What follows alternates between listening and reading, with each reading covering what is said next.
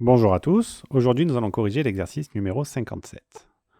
On nous dit ci-dessous, on a une figure où on a des angles égaux, donc on voit que l'angle DAO est égal à l'angle ADO, etc. On nous demande quelle est la nature des triangles AOD, BOA et COB. Alors AOD, eh bien on voit que c'est un triangle isocèle. Alors comment est-ce qu'on justifie ça? C'est très simple, on va dire l'angle OAD est égal à l'angle ODA.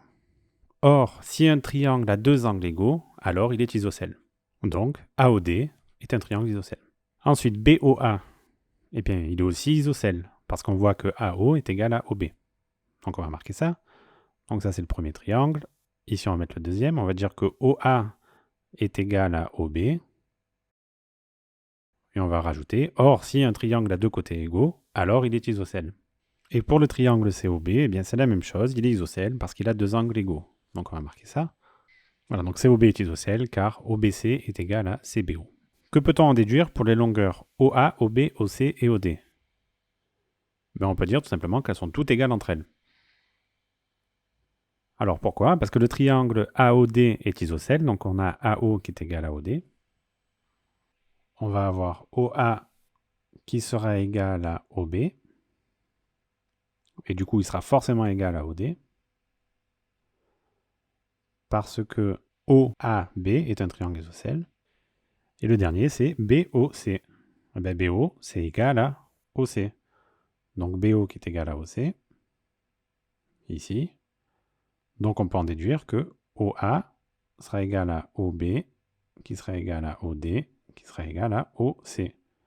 Alors les deux dernières ici, c'est toujours pareil. On a BOC qui est isocèle. C'est isocèle, donc ils ont deux côtés égaux. C'est isocèle en haut à chaque fois. Hein. Je ne le répète pas parce que c'est déjà marqué ici. Hein. Là, je ne l'ai pas marqué en haut. Donc comme ils sont tous isocèles en haut, eh bien forcément, OA sera égal à OB, qui sera égal à OD, qui sera égal à OC. Ensuite, dans le petit c, on nous demande de démontrer que ABCD est un rectangle. Eh bien, qu'est-ce qu'on en déduit ici? On voit que OA, c'est égal à OC. On voit que OA, c'est égal à OC. Donc O, c'est le milieu de AC. On va d'abord dire ça.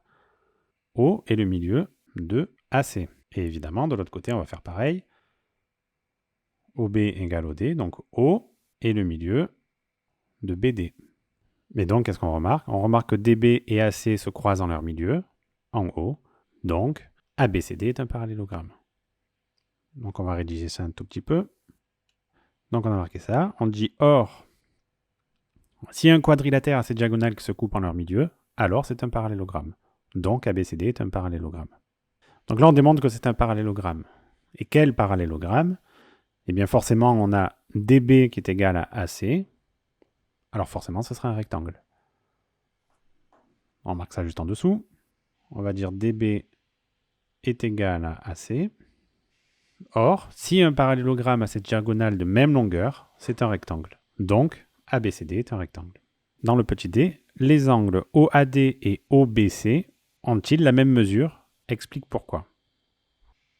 Donc on nous demande si cet angle-là a la même mesure que cet angle-là. Alors la réponse est oui. Alors pourquoi? On va démontrer ça juste en dessous. On efface ça. Donc on sait que AOB est isocèle en haut. Donc on sait forcément que ces deux angles-là vont être égaux. Et ensuite, comme on sait que DAB c'est égal à ABC, parce que c'est un rectangle, on peut en déduire que les deux angles ici sont égaux. Alors, on va démontrer ça tout de suite. Voilà, donc là on a dit le triangle AOB est isocèle en haut, donc l'angle AOB est égal à l'angle ABO. De plus, ABCD est un rectangle, donc l'angle DAB est égal à l'angle ABC qui est égal à 90 degrés. Qu'est-ce qui nous manque ensuite? Il nous manque à déterminer si l'angle DAO est égal à l'angle OBC. Et bien ça, pour faire ça, ce qu'on va faire, c'est qu'on va calculer les angles. En fait, on va les écrire. On va dire que l'angle AOD est égal à 90 degrés moins l'angle OAB et que OBC est égal à 90 degrés moins ABO. Et de ça, on pourra en déduire forcément que les deux angles sont égaux. Et on termine en disant d'où les angles AOD et OBC ont la même mesure. Voilà, cet exercice est terminé. On passe à l'exercice 59. On nous demande de démontrer que le quadrilatère RSTU est un parallélogramme. Donc ici, c'est facile. O, c'est le milieu des diagonales. Or, si un quadrilatère a ses diagonales qui se coupent en leur milieu, alors c'est un parallélogramme. Donc, RSTU est un parallélogramme. Voilà ce que nous allons marquer. Dans le petit b, on nous demande si on peut être plus précis sur la nature du quadrilatère et de justifier. Donc, ce n'est pas un quadrilatère, c'est un parallélogramme, déjà. Donc, on va commencer par dire que ROU, c'est un triangle isocèle, parce qu'il a deux angles égaux. S'il est isocèle, on sait que RO sera égal à OS. Et donc, on est capable très facilement de déterminer cet angle-là. Donc, on sait déterminer l'angle R, et donc on sait que c'est au moins un rectangle. Et après, il faut voir sur les diagonales. Et ensuite, il faudra calculer en dernier cet angle-là. En connaissant cet angle-là, on pourra déterminer la nature complète du triangle. Donc, ROU est un triangle isocèle. On en déduit par la suite que ROS est aussi isocèle, toujours en haut, car le côté RO sera égal au côté OS. Et donc ensuite, je suis capable de déterminer cet angle-là. Parce que dans un triangle isocèle, on a deux côtés égaux. Donc on dit que ORS est égal à 45 degrés, parce qu'il est isocèle, bien sûr. Hein. Bon, je ne le réécris pas. Et donc on sait que l'angle, forcément, hein, URS sera égal à 90 degrés. Parce que URS est égal à URO, à l'angle URO, plus l'angle ORS. Voilà, c'est pour ça qu'il est égal à 90 degrés. Or, qu'est-ce qui se passe si on a un angle qui est égal à 90 degrés? On sait que c'est au moins un rectangle. Donc là, ce qu'on peut dire à partir d'ici, c'est que, pour le moment, si on ne peut rien démonter d'autre, c'est un rectangle. D'accord? Donc, si c'est un rectangle, qu'est-ce qui fait la différence entre un rectangle, un losange ou un carré? Eh bien, c'est très simple, c'est la position des diagonales. Donc, ce qu'on va faire, c'est qu'on va calculer cet angle-là. Donc, dans un triangle, qu'est-ce qu'on sait? On sait que la somme des angles dans un triangle est égale à 90 degrés. Donc, on sait forcément que l'angle ROU sera égal à 180 degrés moins la somme des deux autres, donc moins 90. On sait que ROU est égal à 90 degrés. Et donc de ça, on va en déduire. Alors, quel type de parallélogramme a ces diagonales qui se coupent en formant un angle droit? On a soit le losange, soit le carré. Donc c'est pas un losange parce qu'il a des angles droits, donc forcément c'est un carré. On va dire donc RSTU est un carré. Est un carré car ces diagonales se coupent en formant un angle droit. On pourrait dire aussi qu'elles sont de même longueur. Et donc c'est un carré aussi. Voilà, donc on a RSTU qui est un carré car ces diagonales se coupent en formant un angle droit. Et bien sûr, c'est la suite de tout ça. Hein. C'est toute la démarche qu'il faut noter. On passe à l'exercice suivant. Dans le 64, on nous dit « Construis en vraie grandeur les rectangles ci-dessous à main levée, en respectant les mesures indiquées sur la figure. Les longueurs sont données en centimètres. » Donc vous devez faire en vraie grandeur. Donc comment est-ce qu'on fait pour tracer le premier triangle? EFGH par exemple. Donc là, vous avez une longueur de 7. Là, vous allez aussi avoir 7. Là, vous avez 4,5. Là, vous aurez aussi 4,5. Est-ce qu'on peut déterminer autre chose? Donc ici, qu'est-ce qu'on nous dit? On nous dit que c'est des rectangles. Donc si c'est des rectangles, ici, il y a des angles droits. Donc on va d'abord tracer le triangle EHG. Donc je le fais à main levée, mais vous devez le faire avec les instruments. Hein. Donc on trace un segment EH qui mesure 7 cm. Ensuite, vous prenez l'équerre, vous tracez une droite HG, par exemple. Et ensuite, vous prenez votre compas, vous mettez 9 cm et vous tracez EG, 9 cm, parce que c'est 4,5 plus 4,5. Donc ici, vous trouvez le point G, et ensuite, vous faites l'inverse de l'autre côté. C'est-à-dire, vous tracez un angle droit ici, une droite, et après, vous reprenez votre compas, HF, à 9 cm, et vous êtes ici. Voilà comment on fait pour le tracer. RSTU. Bon, c'est presque pareil. il faut bien retenir les angles droits. Donc on va d'abord faire RSU. Donc on trace d'abord RU qui mesure 3 cm.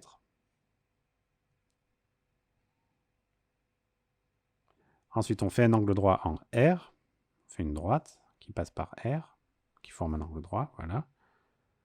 Et ensuite, vous prenez votre rapporteur et vous mesurez 58 cm. Et vous tracez une droite qui part de U. Vous mesurez 58 degrés, pas centimètres. Et donc là, vous avez 58 degrés. Vous refaites pareil. Donc là, vous avez le point S. Vous tracez une droite et vous pouvez juste tracer une deuxième droite ici et ça marche. Avec des angles droits, évidemment. Le petit c, on nous demande ABCD. Bon, là, il n'y a pas grand-chose de particulier. Hein, c'est exactement le même que le petit a.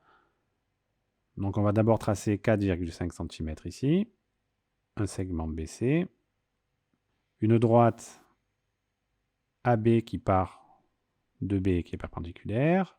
Une droite CD qui part de C qui est perpendiculaire aussi.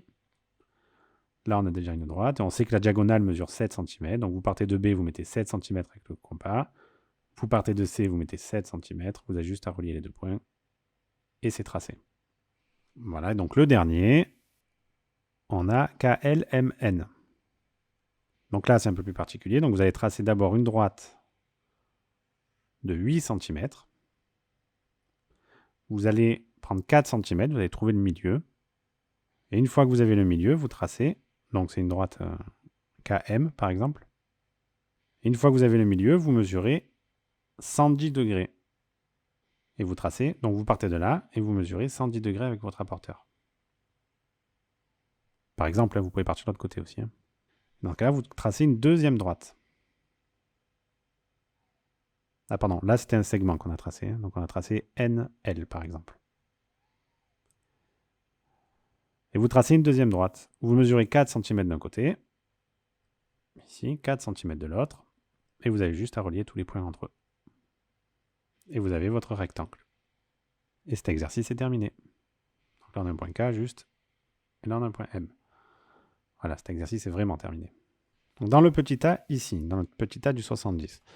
Construis un triangle ABH rectangle en H tel que BH égale 3 cm et AH égale 2,1 cm. Donc je vais le faire à main levée et après je vous montrerai une figure un peu mieux faite. Alors un triangle ABH rectangle en H. Donc si on dessine juste à main levée ABH, donc A, B et H par exemple. Donc je vous conseille toujours de faire un croquis avant de dessiner un dessin. Vous savez que BH mesure 3 cm. Et vous savez que AH mesure 2,1. Donc c'est assez facile. Donc vous vous mettez ici, vous tracez vraiment 2,1 cm, vous faites un angle droit en passant par H et vous mesurez 3 cm cette fois-ci.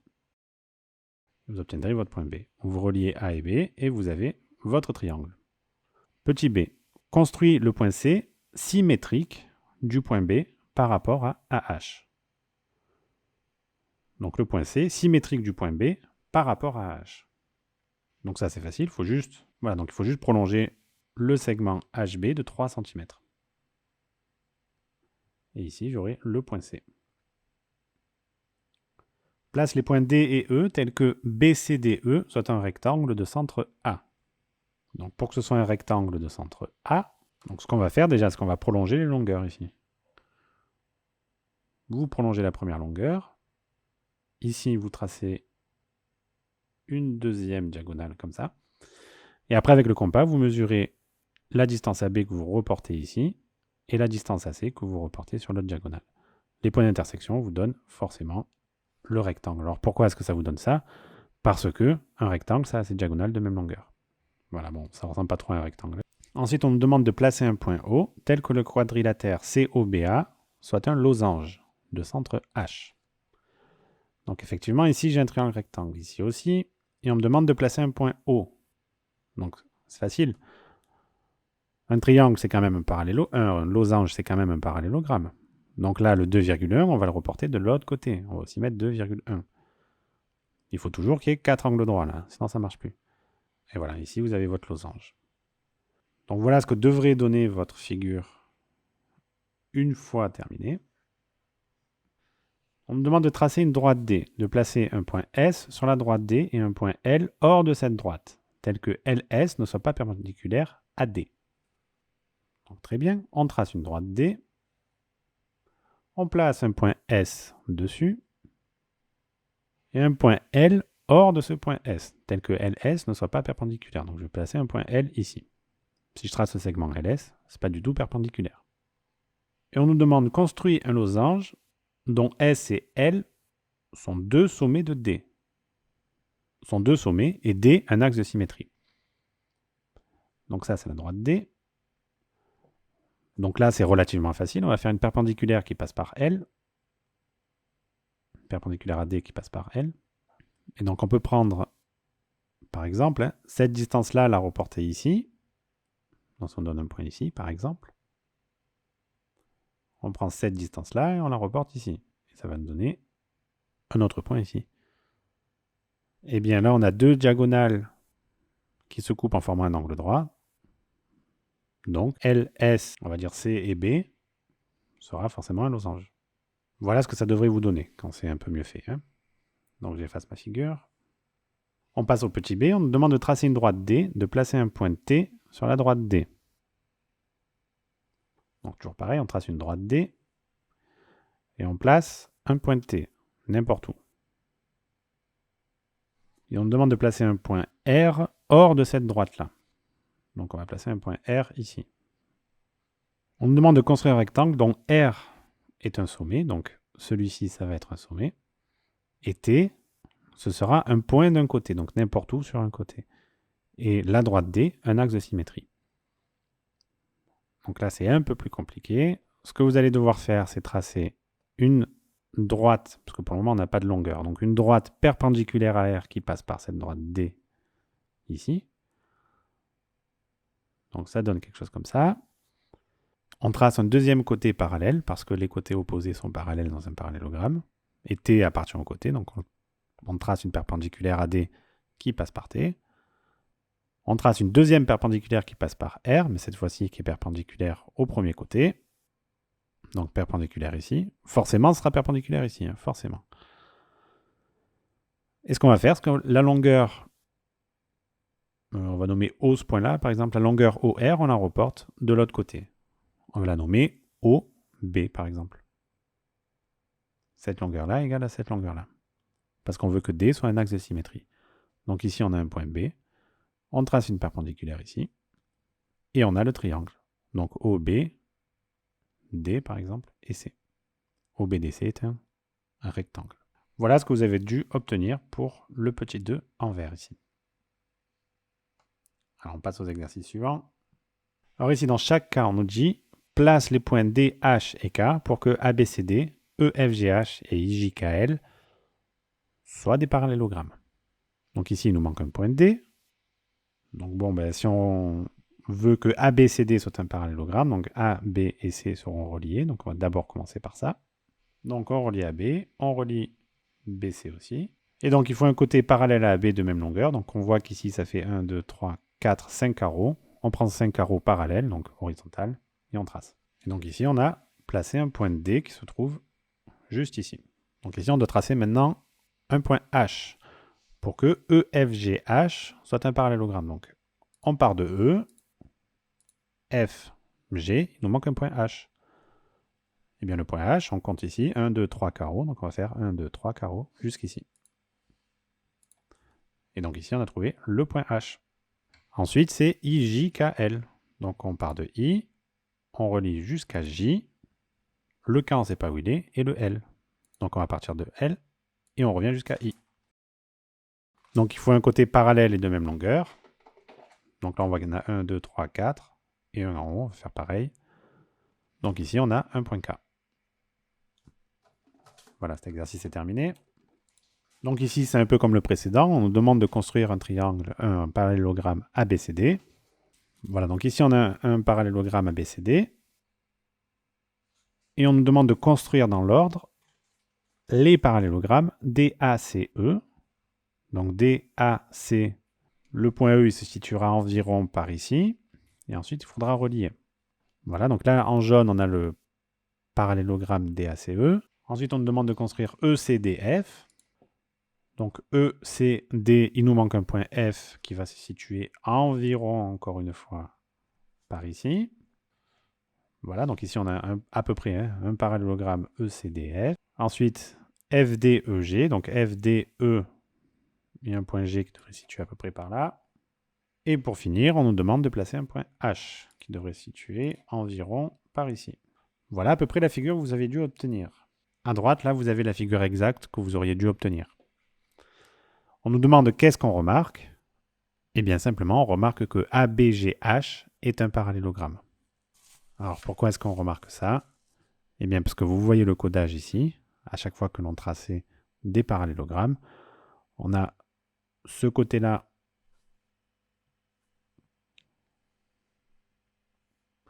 Nous avons ce côté-là qui est égal à celui-là, donc au vert et au jaune en même temps, donc qui est aussi égal à celui-là, donc au rouge, donc il est aussi égal à celui-là, à celui-là et à celui-là. On peut aussi faire la même chose avec le vert ici. Celui-là est égal à son côté opposé. Son côté opposé, c'est aussi le rouge. Le rouge, donc, il va être aussi égal à celui-là. Et le rouge qui sera aussi égal au orange, qui sera aussi égal à celui-là. Donc, qu'est-ce qu'on a? On a bien un BGH qui est un parallélogramme, parce qu'il a ses côtés opposés et de même longueur.